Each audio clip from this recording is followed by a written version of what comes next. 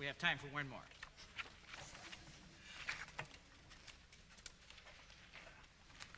Let's do this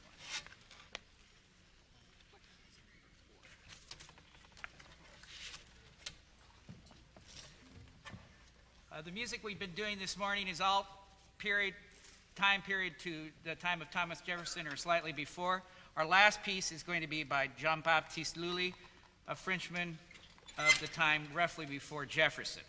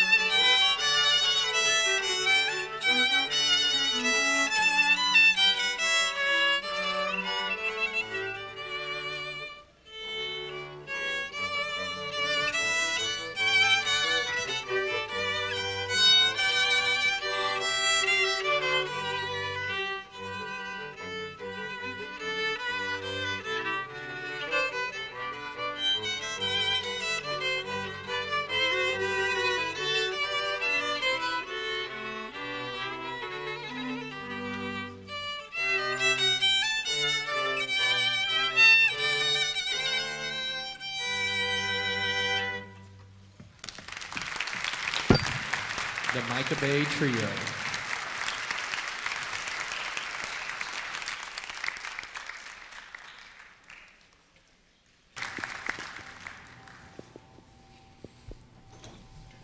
Good morning. On behalf of the faculty and staff of North Idaho College, it is my distinct pleasure to welcome each of you to our 31st Annual Popcorn Forum and Convocation Series Symposium. That bears repeating. I'm going to say that again. The 31st Annual Popcorn Forum. I suspect that NIC is probably the only community college in America that can boast a 30-year history of celebrating the human spirit. This is a Herculean accomplishment. It's an accomplishment we can all be proud of as a community of scholars and teachers and learners. For those of you who are experiencing your first Popcorn Forum, you're about to meet an unparalleled cast of fellow travelers on a journey in search of the human spirit. Many of these guests that you'll see this week are my personal heroes. Their commitment to freedom and justice and inner truth has been a source of inspiration to me, and I hope this will be to you as well. You're about to meet such luminaries as Thomas Jefferson, Mother Teresa, the labor leader Mother Jones, the writer Mark Twain, Joan of Arc, St. Francis of Assisi, Helen Keller, and that spiritual leader, thinker, and writer, the Dalai Lama. I'd like to give credit where credit is due. And I'd like to give credit to the founding members of the NIC community who began the Popcorn Forum 30 years ago. You think about the late 60s, early 70s, time of great social upheaval. These founding members chose to focus their energy on the great leaders, male and female, who have shaped our collective history. They bring you this week another encounter with the individuals who have shaped our present world. Moreover, the founders of this symposium chose a format of impassioned discourse, where divergent ideas are expressed and investigated. I would argue that this discourse is the heart and soul of the collegiate experience. And I sincerely hope that each of you here this week is enriched by this experience. I'd like to take a present presidential prerogative and thank a few folks who make this marvelous week possible. First of all, Tony Stewart, who is our main mover, who has been with us through many, many, many years of this event. I'd also like to thank the Popcorn Forum Committee, and in particular Karen Tennyson. They have worked behind the scenes for months to make sure this event goes flawlessly. I'd also like to thank the Idaho Humanities Council.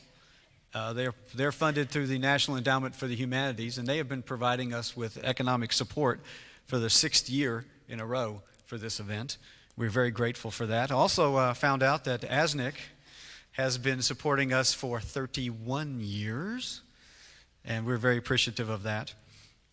Also want to thank some of the folks you probably won't see, the NIC Theater Department. They're back there in the dark. Justin Van Eaton and his staff are working hard to make sure everyone hits their cues, and this event takes place with seamless perfection.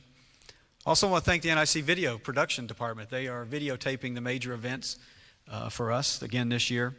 And also want to thank the countless, probably thousands of volunteers from the community, from our faculty, our staff, and students, as well as community members who volunteer very freely and give their time to make sure this event works. We could not be as inclusive as we are without the support of our community. And together, they make this journey in search of the human spirit possible, and we are all in their debt. Again, welcome to all of you, and enjoy the journey. Janelle?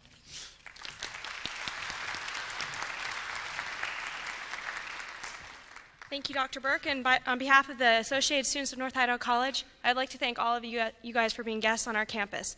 I'd also like to thank all the performers who will be on our campus this week performing, and all the work that's gone in for all the people who have planned this event. Like Dr. Burke said, ASNIC has funded this event for 31 years. That's all the years the Popcorn Forum has taken place. We will continue funding it, and the reason why this event is so important to the Associated Students is because it highlights what we are, a journey in the search of the human spirit. A journey in search of the human spirit is not just something that would be going on this campus this week. This is something that goes on in the hearts of students every single day, day in and day out, as they choose their major, find their career, and raise families. I'd like to just go through some of the events this week and find ways to parallel these events with events in students' lives. Clay Jenkins will perform as Thomas Jefferson this morning. You may find a future Thomas Jefferson among some of the philosophy and political science students here at North Idaho College, among the journalism students who write those kinds of things. You might find on April 4th, we'll have the human spirit of the American Indian perspective, an Indian poetry and art exhibit. We have many American Indian Studies students at this school.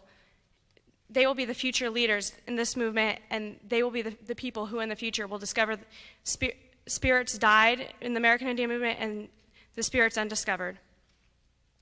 We'll have George Frine as Mark Twain on April 6th. Again, if you look in some of our journalism majors, you might find a future Mark Twain writing satirically for our school paper. The list goes on and on. Mother Teresa later on this week. Again, you might find this in a philosophy or a theology student, even in a sociology student who might become a social worker someday and help people. I challenge everyone in this room to find their own human spirit and to help others do the same and enjoy this week of events. Thank you. Thank you. Now, will you please join me in welcoming the third President of the United States of America, Mr. Thomas Jefferson.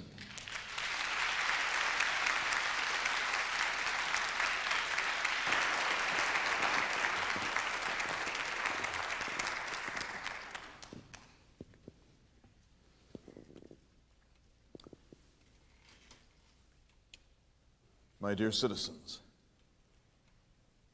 let me begin by thanking you for inviting me to the far west. Although I purchased much of this territory from Napoleon Bonaparte in 1803, the fact is I never traveled farther than 50 miles west of my birthplace in Virginia. So this world is entirely new to me and filled with wonders. You know, we had a mistaken notion that the Rocky Mountains would be a single ridge. And on one side was the Missouri, which is one of the gentlest flowing rivers in the world. On the other side, there would be the Rio Columbia, which would be equally hospitable. when Mr. Lewis, my young friend, arrived on the Continental Divide in early August of 1805, carrying the Enlightenment with him to study this district, to classify its animals, to meet with the ingenious Indian peoples who lived here, to map the West for the first time in human history. When he arrived on that summit, he didn't see a gentle ridge between two water systems, but instead range upon range upon range of impenetrable mountains, the Bitterroots. This was disappointing to us because we were looking for a Northwest Passage across this continent, and the Northwest Passage died that day when Mr. Lewis observed how dense were the mountains of what you call Idaho. Still, I knew that in the long run, this nation would be a two-ocean continental republic, that the idea that we created in July of 1776 was so important that it eventually would govern this entire continent and beyond. Now, before I go on, let me say several things. First of all, I'm a very poor public speaker. I have a slight speech impediment. I'm a shy man. I have a weak voice, and I don't like public gatherings of any sort. And as President of the United States, I broke with the habit of my two predecessors, George Washington and John Adams, and did not go personally up to Congress to deliver a State of the Union message each year. I felt that that was a waste of public time and that it smacked of monarchy. It's the sort of thing that George III might do. So during my presidency, I simply wrote out an annual report and sent it by messenger up to the Congress, which I recommend as the right habit in a Republican culture. So I won't give a speech this morning. I'm going to talk a little bit about a subject or two and then turn to you for your questions on any subject, and I want to leave plenty of time for that, a kind of presidential news conference. You may ask me questions from your time or from mine. But I have been asked to speak about love, and I will because I'm a man of duty. But let me tell you, there's no subject that I find less interesting than love.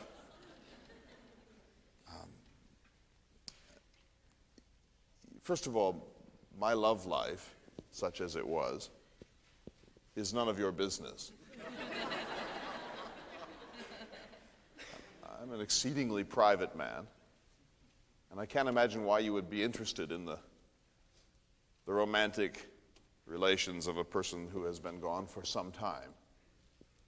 And certainly my achievement, the Declaration of Independence, 1776, the Virginia Statute for Religious Liberty, 1786, the Plan for the Government of the Western Territories, 1784, the University of Virginia, 1819, the Louisiana Purchase, that accident which occurred in 1803. None of these has anything to do with love. And if I had never loved, I still would have done all of that and perhaps more. So I find the subject tedious, and I would hope that you would too if you are committed to reason. And secondly, I'm an exemplar of the Enlightenment. The Enlightenment was that heady, optimistic moment in European history when we actually believed that science and good sense would govern human affairs for the rest of time. We were frightened of the heart because the heart is irrational. The heart is spasmodic. The heart is given over to emotionalism. And all emotion was suspect to the Enlightenment.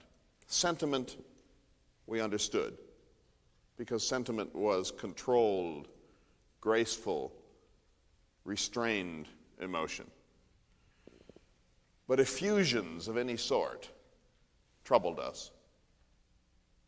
I wrote a famous letter about it that I'll come back to, called My Head and My Heart. But I would never have come into a public forum under any circumstance and advertised myself as a lover. we were pre-romantic. And you still, I'm told, live in the fumes of the romantic age. So I'm going to ask you to try to rise to reason and try to think scientifically, and to realize that for me, literally, there was more complete satisfaction in designing a building than in loving a woman.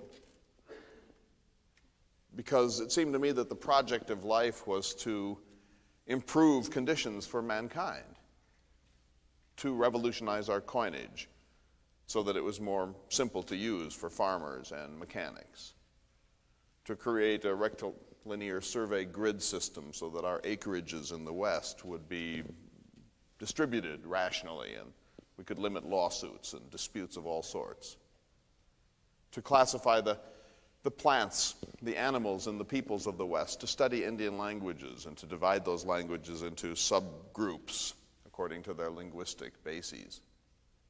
These were the things that drew my deepest enthusiasm in life. Well, with that preface, let me now give you, as quickly as possible, a short history of my romantic life. I was born in 1743 in Virginia. My father, Peter Jefferson, was my hero. He was the strongest man that I ever knew in body and in moral character. He died when I was 14.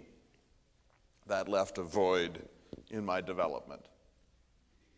My mother was an extraordinary woman also, but I didn't have the same regard for her, and I considered myself alone in this world after the death of my father.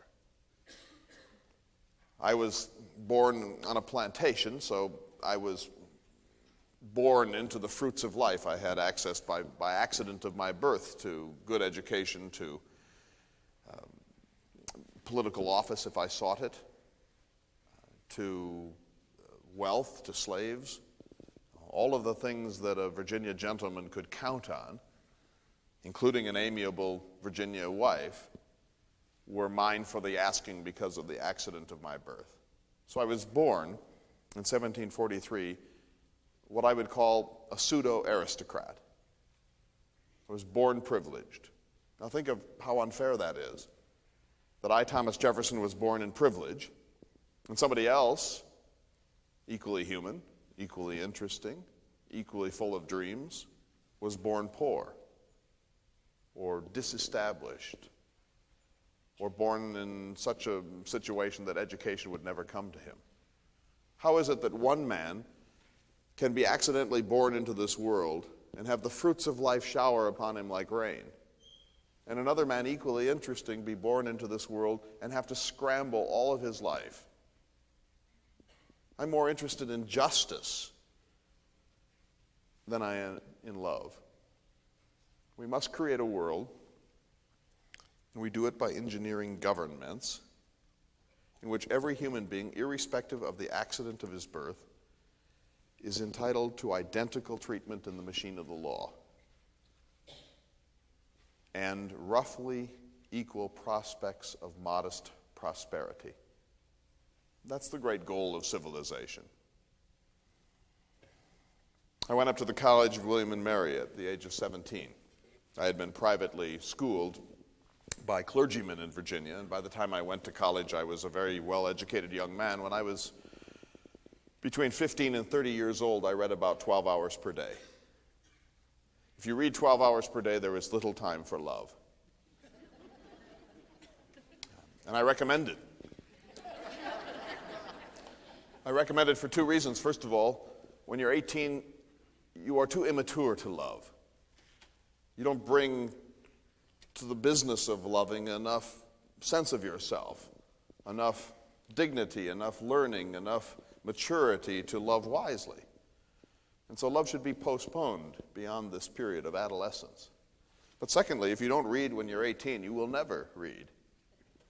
And so we ought to spend our youth mastering languages, studying calculus, reading books, and postpone the messy business of life until later.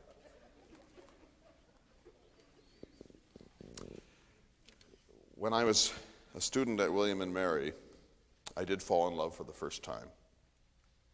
Her name was Rebecca Burwell. She was the daughter of a prominent Virginia planter, and she would have been one of those ideal Virginia wives. She was beautiful, she was witty, she could sing and dance and draw. She had the accomplishments of a young woman of her class. And I was helplessly in love with her the way we are the first time that we fall in love. And I wrote painful letters about it to my friend John Page. And I was frightened, as we tend to be in first love, that others would find out. So even though her name was Rebecca, I devised a code name for her in my correspondence. I called her Belinda. This way, if the letters were opened, as they often were in the postal systems of my time, people might not understand that Belinda meant Rebecca.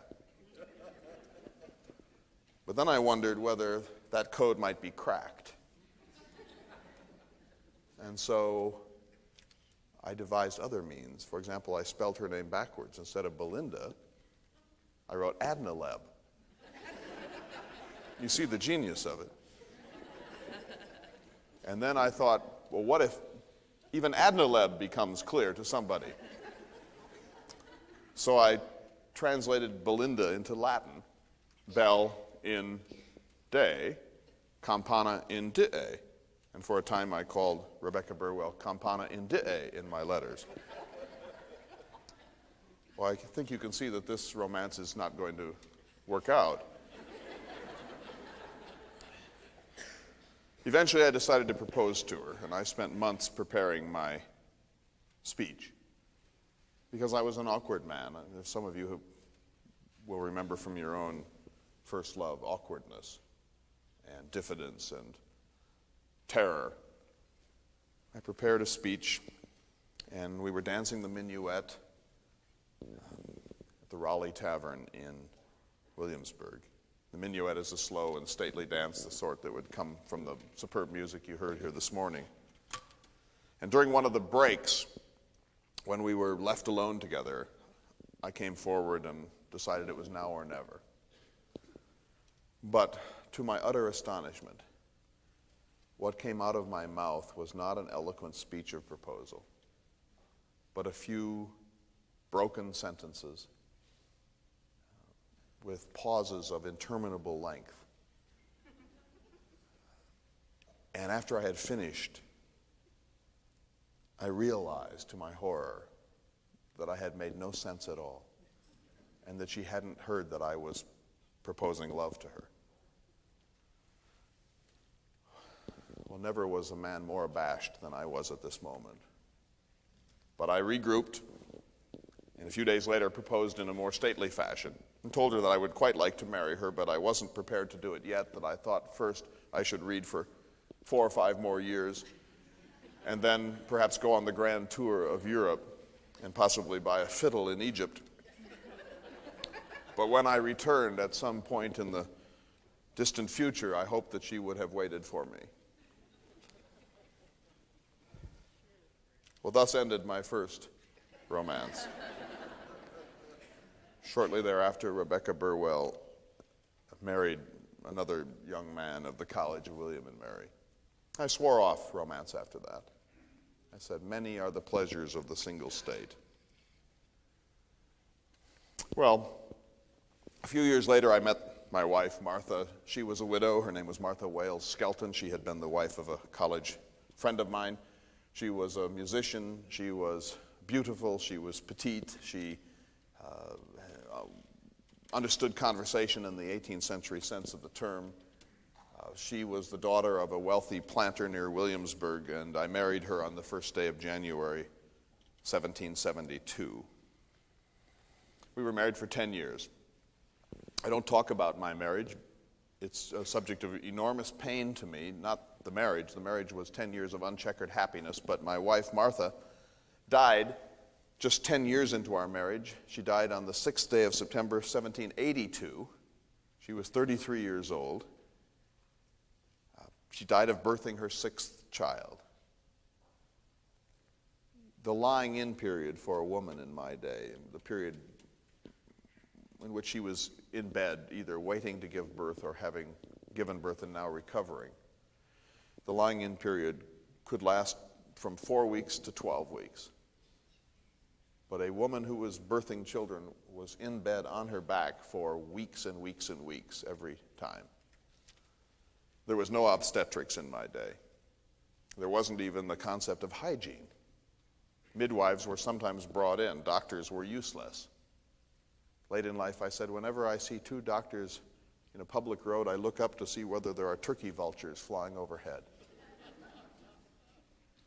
Nature does more to heal us than all of the physicians who were ever trained in academies. So my wife was a frail woman. She was debilitated by repeated pregnancy. She gave birth to 6 children in the 10 years of our marriage. And finally she died, and died of complications from birthing her last child. When she died, I had what you would call a nervous breakdown. I had been by her side through her last months. It was clear from May of 1782 that she would not live, and she lingered through the summer. And during that period, I had a desk set up outside of her bedroom, and I stayed there as often as I could. I went out into the fields only on necessary errands. One day when I was gone, for a short time, she called for pen and paper.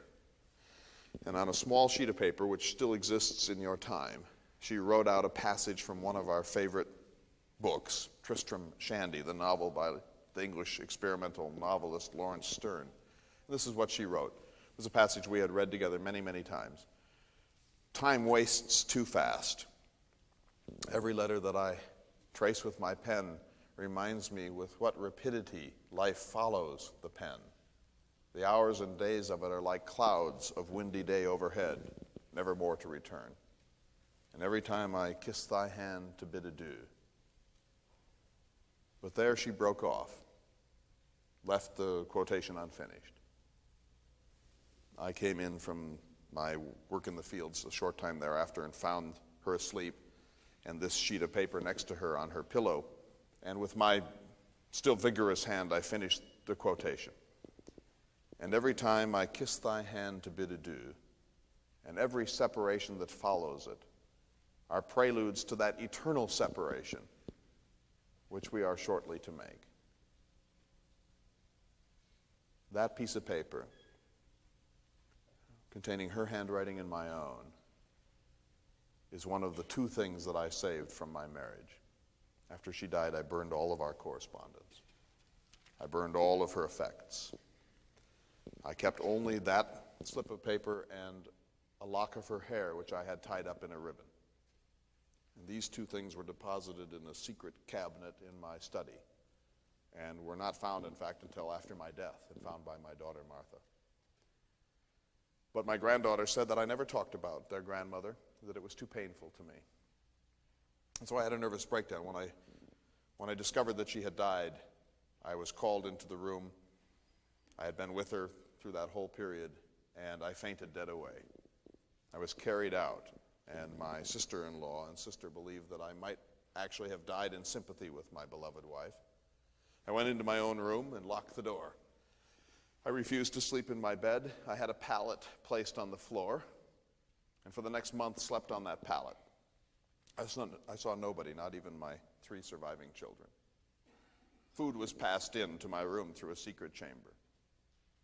My daughter, Martha, my beloved child, years and years later, said that she could not remember that period without the deepest horror. She said the sounds of grief coming from my father's bedroom were too terrific to describe. About a month after this, I finally forced myself to get up, and I went out into the fields and rode in my famous horses. I had the finest horses in Virginia. And I rode madly. This was one of the irrational moments of my life. And little Martha, who was 9 years old, the eldest of my 3 children, would follow me on her mare to see to it that I would return in the evening. I believed that my life was effectively over in 1782. On my wife's deathbed, I had promised never to remarry. She had been the victim of a stepmother, and she did not want me to bring such a being into our own household. And I never did remarry.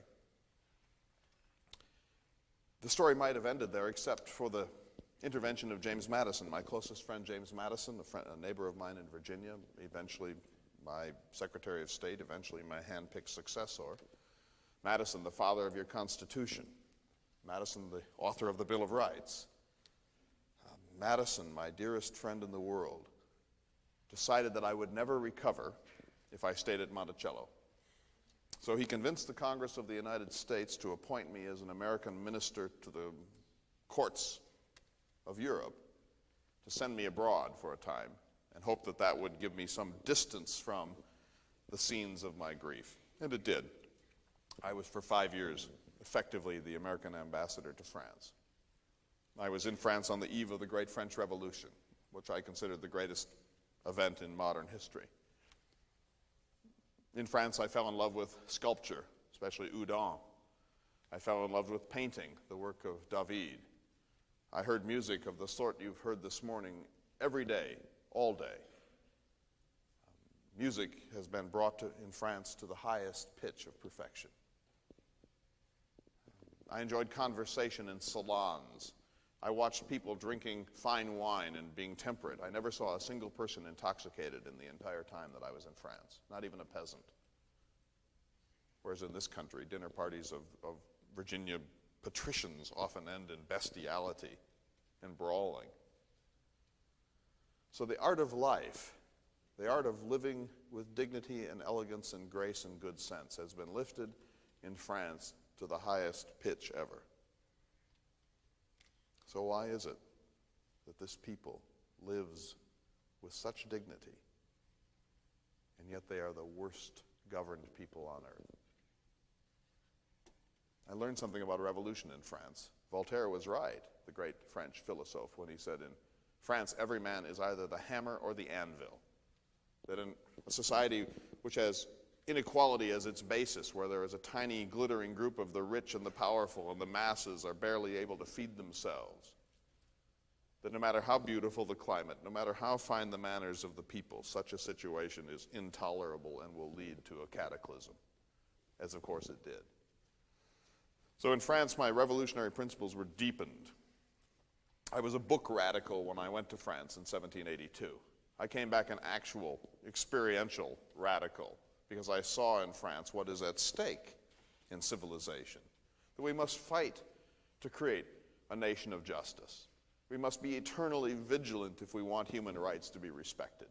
We must constantly feel antagonism towards government at every level, because government, I assure you, will tyrannize us if we permit it to. And so the price of human happiness is being constantly awake, constantly on our guard, constantly pressing for enlightened ideas. And everyone who believes in happiness must fight for it, because it will not come willy-nilly. It comes only in struggle. I learned all of that in France. But I also fell in love for the last time. There was an American painter named John Trumbull. He painted heroic scenes of the American Revolution. One of them was the handing in of the Declaration of Independence on July 2nd of 1776. So I was to be in it, and he wanted to come paint my portrait for this famous mural. He stayed with me at my salon in Paris, and one day he and I decided to go together to look at a new dome. There was a new agricultural grain market being built in the center of Paris called the Hall au Bled, and I was thinking of designing a grain market for Richmond, the capital of Virginia. Thought it would be useful to see this because the dome was said to be extraordinary. So Trumbull and I went off in August of 1786, 4 years after the death of my wife, to this grain market. And there we met Richard Cosway and Maria Cosway. Richard Cosway, a famous portrait painter from London, British. His wife, Maria Cosway, Italian. Maybe the single most beautiful woman that I ever saw in my whole life. She was tiny, She had large amounts of blonde hair in curls. Her eyes were lavender. She was a famous coquette, by which I mean that she had collected hundreds of admirers in Europe. She had the power to make a man fall in love with her in an instant, and she did. She played with it with all the caprice that a woman can know in a European environment. She was a musician, she was a composer, she was a linguist, and she herself was a painter, and a good one, in some ways better than her husband. Theirs was a marriage of mere convenience. He was much older than she was. He was famous for his affairs. It was clear that he had married her as her patron more than her lover, but they were married. And that day, in August of 1786, I unfortunately lost control of myself for the only time in my life. I fell head over heels in love with Mrs. Cosway. And this was embarrassing to me because I was too old to be in love. I was in my 40s. By then, reason should have begun to control. And she was married, which was, of course, an impediment to romance. And she was a Catholic, and although I have no religious bigotry in me, I don't admire Catholicism because of its odd doctrines, the Trinity and original sin and so on. And she was a devout Catholic bordering on mysticism, and this troubled me because enthusiasm of any sort troubles me.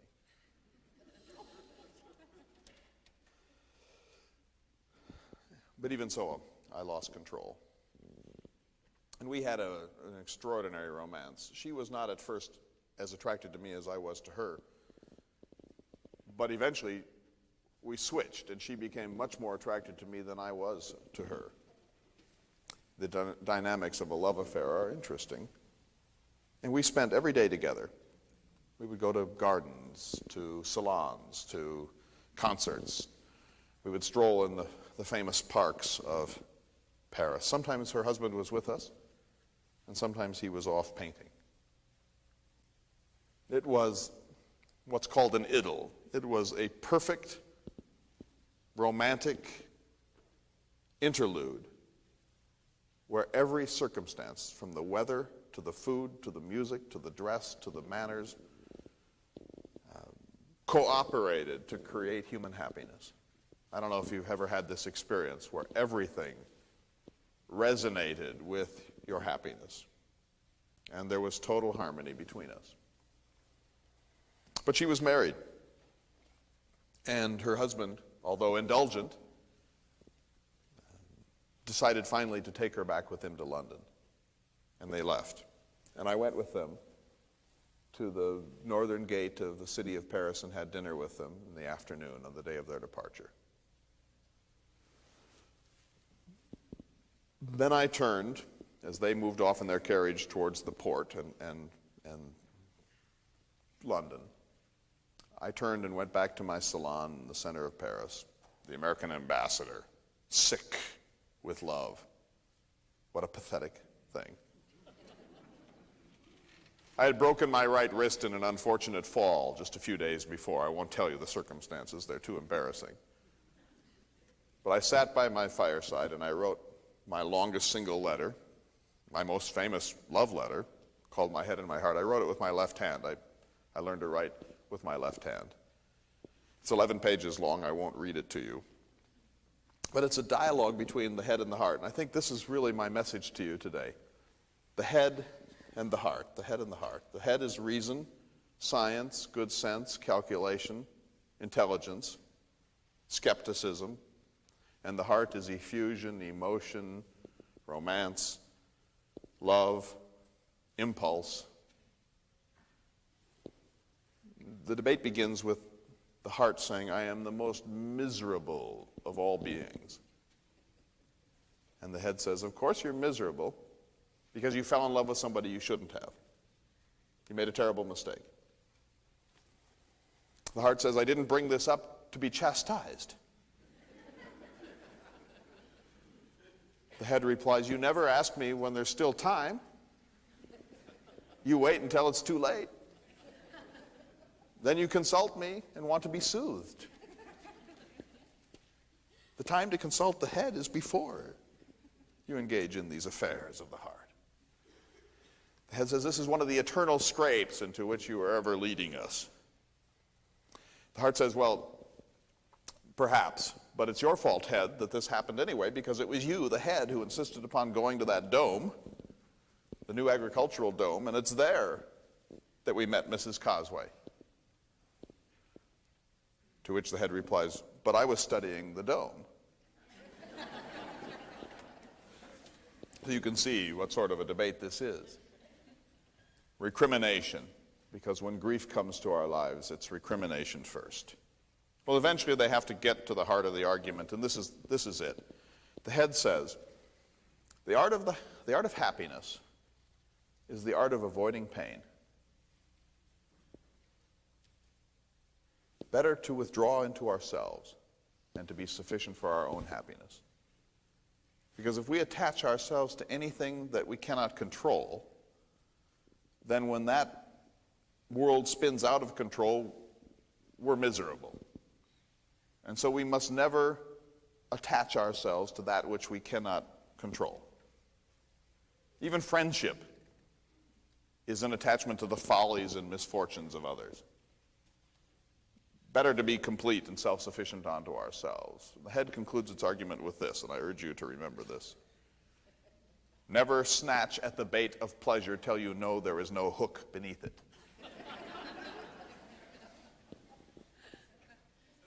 If you will follow that piece of advice, your life will be smooth. Never snatch at the bait of pleasure till you know there is no hook beneath it. Because the art of happiness is the art of avoiding pain. There are so many pains in life, from illness, from grief, from death, from loss, from reversal of fortune. Why would we add more by attaching ourselves to others? So much for the head. The heart finally gives its reply, and the heart's reply is very simple.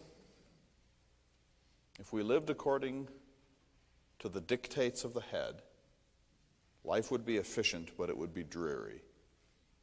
And the heart says, if in 1776 we had been using the head, we wouldn't have risen in revolution.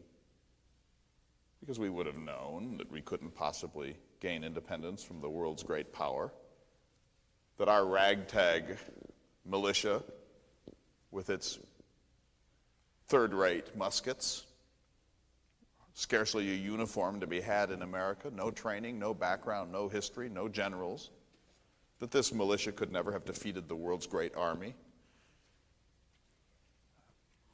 So there would have been no revolution without the heart. And the heart says, we would never give money to the poor if we operated according to the head, because we know what the poor will do with the money that we give them.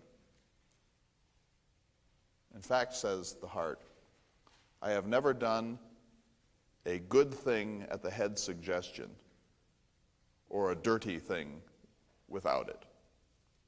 That it's the head which creates the pains of life, because what redeems life is the generosity of spirit which reaches out across boundaries and embraces, creates community, creates fellowship and brotherhood.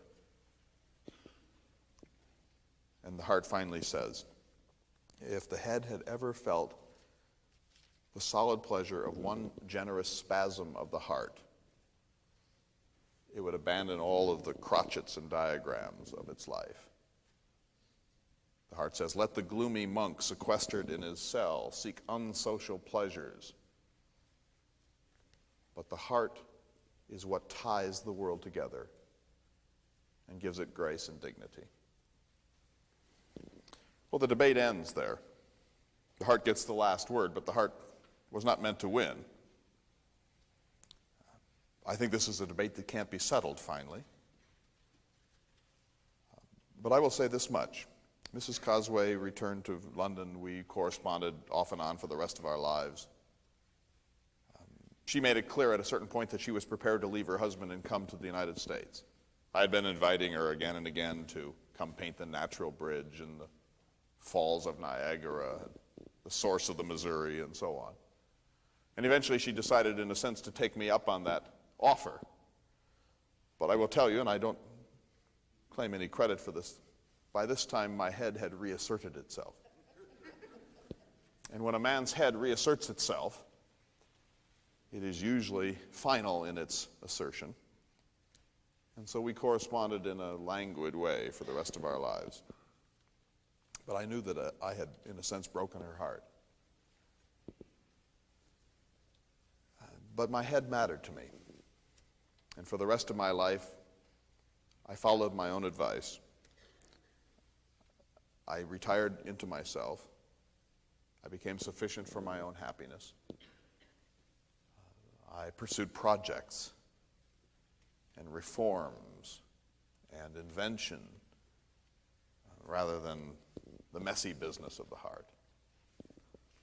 So that's my story. I told you that it would be tedious. And I don't mean it to be a sad story. Some of you may think, oh, poor Mr. Jefferson. But I don't feel that at all. If ever there was a man who was quite in love with the Enlightenment and quite sufficient in it, it is I. And frankly, if I could go back to that fatal day at the Hall of Bled in Paris and turn elsewhere, I would have done it. Because I find that pain is more powerful than pleasure. And pain almost inevitably follows pleasure. And so I am a classical Stoic. I am a student of Epictetus in the Stoic tradition, that the great man, the complete man, let's say, I don't mean greatness in the sense of heroism, the complete man is above pain and above pleasure. He is imperturbable. He enjoys life. He is good-humored. He is convivial. He has friends. He adores his children. But he is not subject to fits of elation or depression, fits of melancholia or pure joy. That he has found an Aristotelian mean, and he is a steady machine that moves through life with efficiency and good sense. So I will say one more time, lest you fail to note it. Never snatch at the bait of pleasure till you know there is no hook beneath it. Now, with that tedious preface, let me say we have time for some questions, and I would gladly take them, and I hope they'll be on subjects more agreeable than love. Who would like to ask the first question? Yes, here's this woman here in the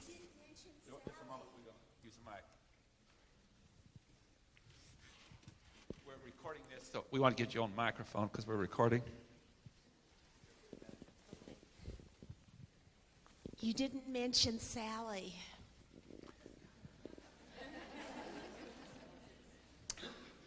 Madam, I ask you not to sully this conversation with scandal. If Sally Hemings was my mistress, first, this is none of your business. Second, this belongs to its own category.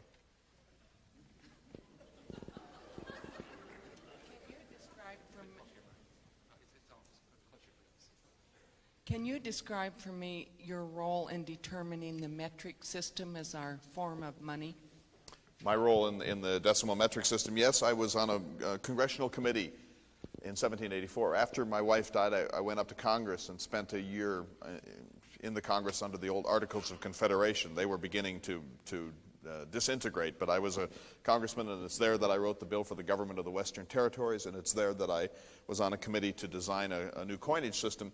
The problem was that every state had a different coinage system, so it was guineas in one state and pounds sterling in another and dollars in a third, and some states had their own unique blend. And so as you traveled from New Jersey to Pennsylvania, it was like exchanging currency between France and Switzerland. It was very difficult and very irrational. And the Enlightenment is really about order, classification, making sense of things. taxonomies. The periodical table is an Enlightenment project. The search for latitude and longitude is an Enlightenment project. Linnaean binomial classification of the animal and plant kingdoms is an Enlightenment project. So why not coinage? So I simply said, first of all, you need a base. You need a standard. And I chose the Spanish dollar. It seemed to be at that time the solidest of the European currencies. So I chose the Spanish dollar. And then it seemed to me, instead of the British system, which doesn't compute, why not a metric system, a decimal metric system? So I chose penny, dime, dollar, and so on. And the advantage of this, of course, is the average mechanic or the average laborer or the average housewife or the average philosopher can compute his wages. Under the British system, with sterling, guineas, shillings, pence, halfpence, and so on, it's almost impossible to compute your wages. So you don't know whether you're being cheated. So the efficiency of an economy will depend upon a decimal metric system. And I got my system, and of course you still enjoy it in your own time. I then proposed a decimal metric system for land measurements. As long as we're at it, why not create the world's first metric system? I said to George Washington, if we don't do it now, we will never do it. Which, of course, has proved to be exactly the case. And now you still have this irrational system of 5,280 feet per mile. What could be more disgusting than that? I'm serious. I mean, how can you be the people that you are and have a system where there are 12 inches to a foot? That's an outrage to science. Other questions? Yes. Mr. President, there are people alive today who would like to carry your idea of federalism to the global level, to bring justice and laws to all people and all nations. Yet our country today seems to be the first one standing in the way of that. And I wanted to know what your perspective is on that and what the consequences might be. Well, I take your question to be, who's to create global justice and to spread the ideas of the Enlightenment beyond our own borders, and why would the United States want to be wary of that? Let me say, I don't speak for your time. The earth belongs to the living and not the dead. I died in 1826. We hadn't even begun to tame this continent. The population was still heavily centered on the eastern seaboard. Only about 200,000 people had penetrated into the American West beyond the Allegheny Mountains. And so we couldn't see globally. And frankly, let me just say, I consider the old world to be a land of havoc, of irrationality, of misrule, of class systems, of institutions which are oppressive to the human spirit. And I don't mean this in a cynical sense, because I'm never cynical, but I wanted to write off the old world as a failed mistake, not worth looking at ever again. And I looked upon the Atlantic Ocean as a 3,000-mile moat between us and madness, bedlam. I'm serious. And I said once, would it were an ocean of fire. Because the less we turn to Europe and the more we turn to the West, the better off we will be as a nation. And I said, if we could only be a fourth or fifth-ranked nation like China, then the world would leave us alone and we could pursue happiness in our own way. But once we become a part of the arena, competing on the high seas as Mr. Hamilton would have us, trading with those despotic regimes of the old world, getting involved in their petty quarrels, now we're sullying our own virtues. The Bible says, the pitch doth defile. And when you get involved diplomatically with England or Prussia or Spain or France, you're defiled by those old world regimes. We're too innocent for that. Mr. Jefferson, I was wondering how Freemasonry played a role in the evolution of your Stoicism, or just how it affected your life and choices. Freemasonry. I was not a Mason myself. Mr. Lewis was a Mason, my dear protege. In fact, his Masonic apron has recently been rediscovered in your time. William Clark was a Freemason. George Washington was a Freemason. I believe 8 presidents in your history have been Masons. I was not one of them. I'm not a joiner. I don't join clubs.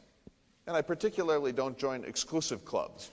If I have a club and you're not invited, that's troublesome in a democracy, because in a democracy we have to cherish equality. And anything that creates an artificial distinction between you and me erodes the principles of egalitarian social life in a free society. So I'm not in favor of those groups. The Freemasons had an extraordinary doctrine. They were essentially deists and free thinkers, and they were believers in enlightenment. And so their doctrine, to the extent that I understood it, I approved of. And much of the Freemason iconography wound up on our coinage and in our national mottos and so on. There's a lot of Freemasonry in the founding generation of American history. But I was not myself a member of that organization, and I'm very concerned about, for example, iconography on our coinage that makes sense to you because you're a Freemason but doesn't make sense to him because he's a mere farmer. Mr. President, two questions, if I might. With your philosophy of following science and reason, what do you feel is the appropriateness of the posting of the Ten Commandments in legislative bodies? And a second question, you have spoken about the goals of enlightened man. What was your attitude towards the enlightened woman? Well, these are very different sorts of questions. Let me dispatch the first one first. As President of the United States, I wrote a famous letter to the Baptists of Danbury, Connecticut. This was January 1st, 1803. They had written me a letter of congratulations. The Baptists respected me because I believed in religious tolerance. And I wrote to them and I said, my reading of the First Amendment of the Constitution of the United States is that it erects a wall of separation between church and state. In a free society, there is absolutely no excuse ever for religious activity on public grounds. In a private chapel, of course. In the privacy of your home or synagogue, of course. But in public, where there are public peoples engaged, where there are tax money involved, there is no excuse ever for having religious observances. Because whose religion shall we choose? Zoroastrianism, Islam, Buddhism, Hinduism, Jingoism, Christianity? And of Christianity, which sect shall we choose? So we mustn't have the Ten Commandments on a courthouse lawn or wall. There mustn't be creches on public property. There mustn't be crosses in public life. That's to create a de facto establishment, and the First Amendment is quite clear on this. So you must err on the side of being punctilious on the question of separation of church and state. I'm no enemy to religion, but in public we mustn't have one. As president, I received a letter urging me to declare a Thanksgiving holiday, and I refused. I said, this isn't the business of the government of the United States. This is the business of private chapels. The government delivers the mail. The government protects our coasts and harbors. The government does not declare a national day of fasting and Thanksgiving. That's religion, and that's not the purview of government. Government should do what government can do. A Jewish synagogue should do what it can do. A Baptist church should do what it can do. And they should stay out of each other's business. Mr. President, can you talk to us about your antagonistic relationship with your relative, John Marshall? I'll come back to your other question. John Marshall, yes. What can I say about John Marshall? A frequenter of taverns, I think, is the best way to characterize him. Marshall was a brilliant man. He was a natural aristocrat. But he was a corrupt man. And here's why. The Constitution, I won't go into a long disquisition about this, but the Constitution was written in 1787. I wasn't among its authors. And it did not give the judicial branch, one of the three primary branches of the national government, the right to overturn legislation. It did not grant the power of what's called judicial review. Think of that. The Constitution does not create judicial review. So where does it come from? It's now a feature of your life. Every year you wait for the Supreme Court to strike down legislation. It's one of the most important features of your national Constitution. But it's not in the Constitution. Well, it comes from John Marshall. In 1803, during my first term as president, in a case called Marbury versus Madison, Marshall traveled out of the case and he imposed upon our Constitution the concept of judicial review. He said it's within the jurisdiction of the Supreme Court to determine what legislation is constitutional and what not. That power wasn't used again for another 50 years, but he created that doctrine, and it is now a standard feature of your jurisprudence. And I am against it for several reasons. First of all, you are the sovereign. The people are sovereign. They have a right to govern themselves. There shouldn't be a body of reviewers that sits in isolation and decides whether you're governing yourselves well or not.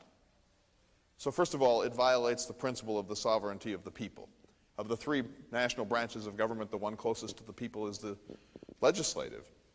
And that's the branch we should adhere to most. Secondly, even if you granted judicial review, how can 9 unelected, unaccountable, and unimpeachable beings sit in splendid isolation and overturn the will of 260 million Americans? 9 people here, 250 million people here. Why are these 9 as important as that 250 million people? This is troublesome. And who are these guardians? Are they ideal citizens? Are they deeply devoted to the human rights, to the rule of law? No, as often as not, they're men like other men. And furthermore, they're given life tenure, and life tenure is a very, very nonsensical notion. Think of if you were appointed to be a life-tenured policeman. At some point, you wouldn't have the physical capacity to maintain order. So every life-tenured person eventually becomes weak or senile or both. And so you build in a paradox of power. As I said during my first term of life-tenured officials, few die and none resign. So we must rein in their power. So I have no particular fondness for Justice Marshall. I called him that gloomy malignity. He had a 35-year reign of terror on the Supreme Court of the United States. He did more damage to the Constitution than any other single individual. Let me just quickly say something about women. I'm sorry, I forgot to answer the second portion of your question. When I say men, I mean women. I'm using men in the 18th century sense of the term, all human beings.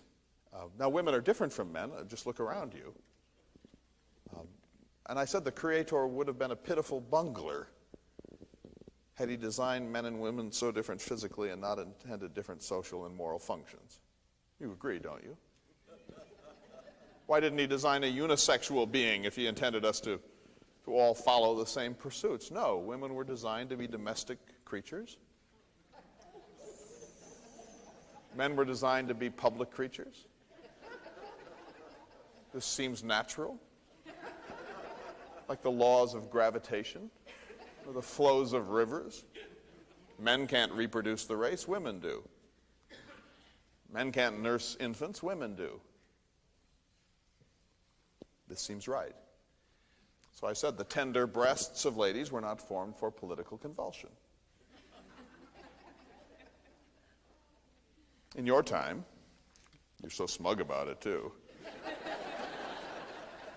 Think how smug you are about your world, as if you live in the only natural world. In your time, you have universal birth control in industrial culture, so women can, if you wish, women can detach themselves from their biology to a certain extent.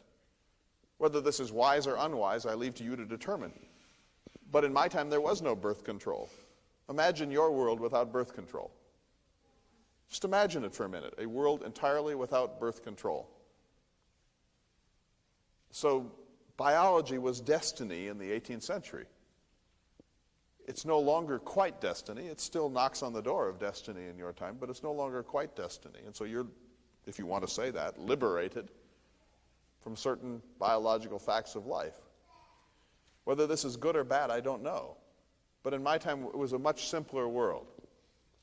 And women we saw as domestic creatures. Now, some women, as you know, were eager for the extension of rights to women. Abigail Adams wrote a famous letter to her husband in May of 1776, in which she said, I long to hear that you have declared an independency, and when you do, I ask that you will remember the ladies.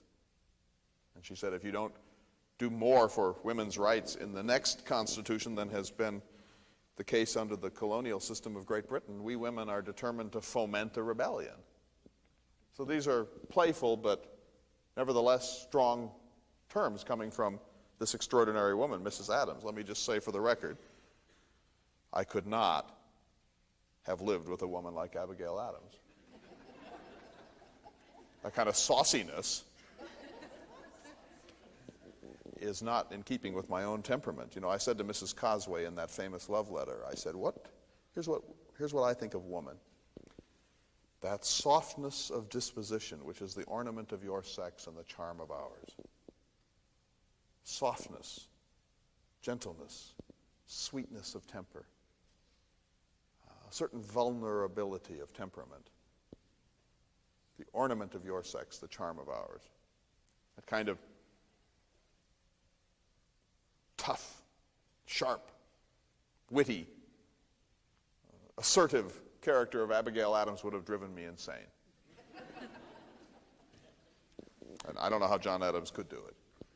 She said, "Remember the ladies," and John Adams wrote back an equally playful letter in which he said, "I thought our trouble was George III."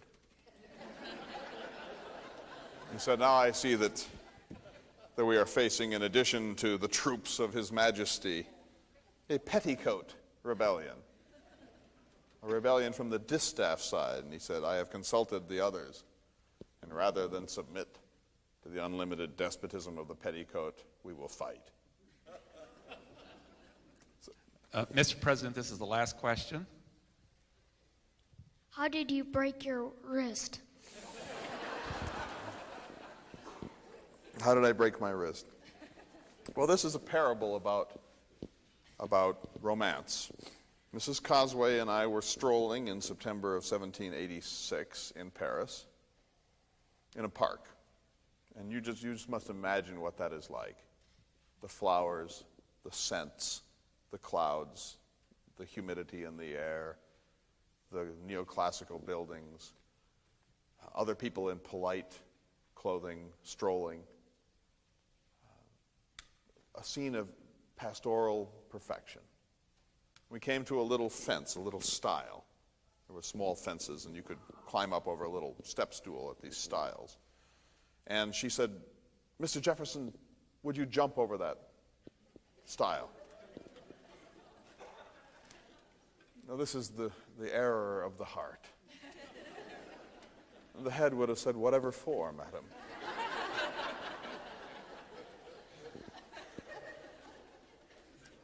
But when one is deeply enamored of a woman, one occasionally allows the heart to veto the dictates of the head. And so I jumped. And I tripped. And I fell on this wrist. And then it became incapacitated. And for the rest of my life, think of it, I was 43 years old. I lived to be 83, so I have 40 more years. 40 more years. 22,000 letters yet to be written. A university to create, which became the standard of the world's education. 40 more years. And for the next 40 years, every time I tried to write, there was a sharp pain that ran up my arm. If ever there is a reinforcement for the head. Think of that. I mean, this moment of insanity cost me 40 years of pain. If it hadn't been for that, I could have written 50,000 letters. I'm serious. We do these things because we're caught up in the moment. We're intoxicated by love or lust or romance or poetry, and then the head inevitably comes back to reproach, but there's nothing to be done. The wrist was misset, and it never regained its full mobility. So it was a permanent disability from one moment of romantic insanity. Before our guest comes out of character, let me announce that at 1 o'clock today we will have a panel in the Student Union building. It's in the Lake Coeur d'Alene room, the top floor. Again, tonight at 7 p.m., and Thomas Jefferson will be at the 7 p.m. panel this afternoon. Ladies and gentlemen, it's a great pleasure to introduce to you Dr. Clay Jenkinson.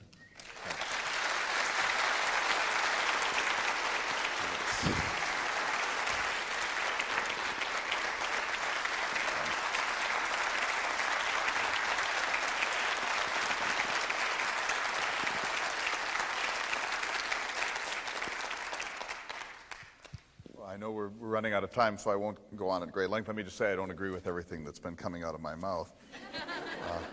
It is interesting, though, isn't it, about love? If you think about your own situations when you have been most off your center of gravity in love, and what chaos has ensued. It's interesting to think about Jefferson wrestling with this idea. I mean, we don't wrestle with it much anymore. We're still in a very romantic phase of European culture. And a friend of mine who's a psychotherapist said to me about a year ago, the worst thing that ever happened to Western civilization was the idea of romantic love. She said that has caused more trouble, because she's a marriage counselor. She said, it doesn't work. It's an idiotic way for people to mate. She said almost any other system that the world has ever thrown up is better than this one. I mean, what possesses us to believe you can go off to North Idaho College, one person from Boise and another person from Butte, and they meet, and they collapse into love, and now they try to work it out and then spend the rest of their life sort of figuring out who they really were instead of the thing they projected at that moment. So that's a dark view, and I don't happen to share it, but it's an interesting idea that romantic love is as much a curse as it is a blessing, and Jefferson was certainly onto it, and if ever there was a heady man in human history, it's Thomas Jefferson. But, you know, it's interesting, Tony and I scheme about this forum every year, and I very much wanted to talk about Jefferson and love because I think it's such an extraordinary subject, and I think he's sort of fun on this question. And I've actually written a play called My Head and My Heart, in which there's an actress, and we do sort of the love letters back and forth. It's very, very interesting, I think. But then I thought the title of this year's program is The Search for the Human Spirit. And then that's why I started off the way I did this morning.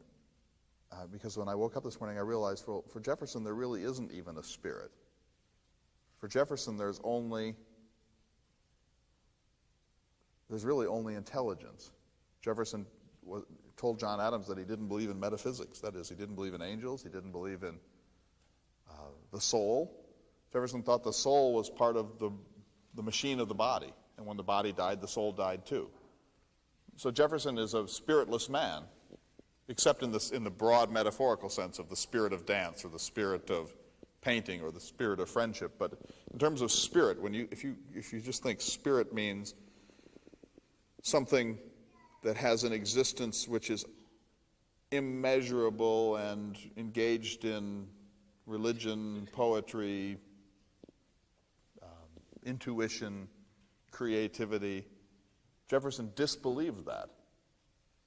And Baron d'Holbach, one of the great figures of the Enlightenment, wrote a book called The Machine of Man, and Jefferson actually believed that man was a machine. He'd be thrilled by the Human Genome Project. Because Jefferson's view was if you just keep studying it and classifying it, eventually you'll be able to get rid of not only smallpox, but melancholia. You'll get rid of polio, but you'll also get rid of aggression.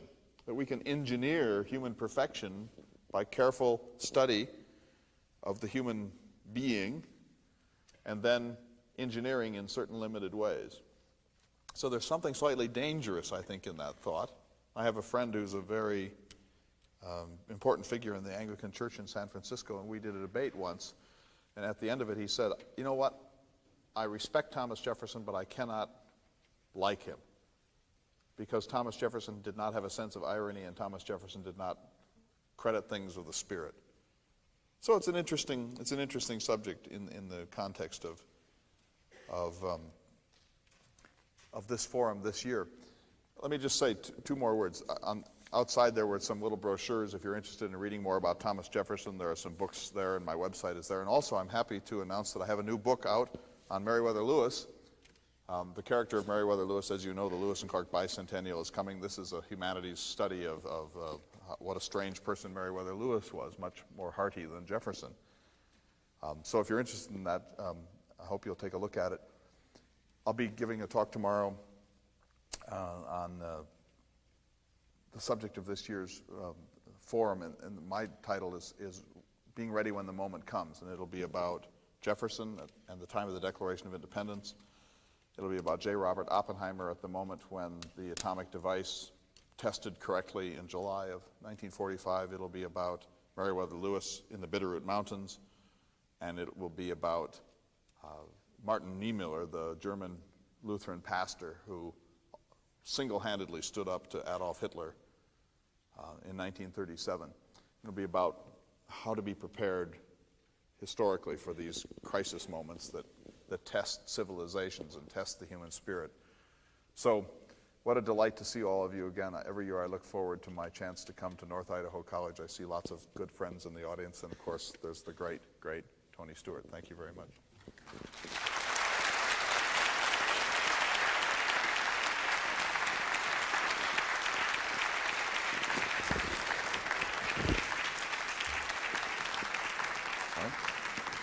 Thank you for coming. We'd like to remind you tomorrow, 9 a.m. keynote address, Being Ready When the Moment Comes by Clay Jenkinson, and at 10:30, Mother Teresa, portrayed by Mona Klinger. Thank you. Interesting.